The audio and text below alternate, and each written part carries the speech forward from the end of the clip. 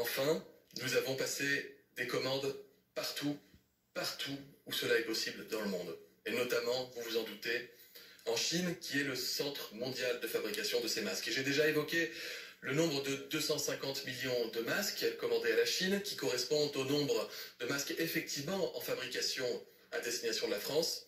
Je peux vous annoncer un chiffre qui dépasse désormais le milliard, plus du milliard de masques qui ont été commandés en tout pour la France et l'étranger, depuis la France et l'étranger, pour les semaines, les mois à venir. Un pont aérien étroit et intensif entre la France et la Chine a été mis en place de manière à faciliter les entrées des masques sur le territoire. Je vous le disais, nous produisons 8 millions de masques par semaine, nous en consommons 40 millions et vous savez que nos réserves ne sont pas infinies.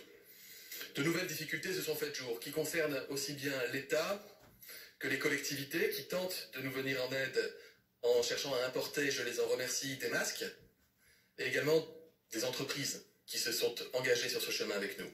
Ces difficultés, elles sont la conséquence d'une compétition mondiale, une course mondiale aux masques, car aucun pays au monde, je m'en suis assuré hier lors du G7 Santé avec mes homologues, y compris les homologues américains et japonais, j'en avais parlé avec mes homologues européens lors du Conseil européen des ministres de la Santé par visioconférence cette semaine. Aucun pays au monde ne fait face à cette demande de masques actuellement. Il y a donc une recherche très active et dans le même temps une vigilance accrue de la part des pays producteurs qui veulent s'assurer que si l'épidémie devait repartir dans leur pays, ils pourraient y faire face, ce qui est compréhensible.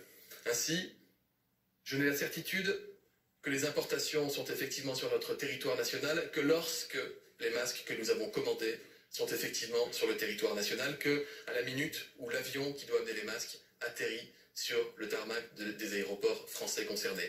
Nous vous tiendrons au courant régulièrement, comme nous l'avons fait depuis le début, sur l'état des importations, l'état des stocks et l'état de la répartition aux masques.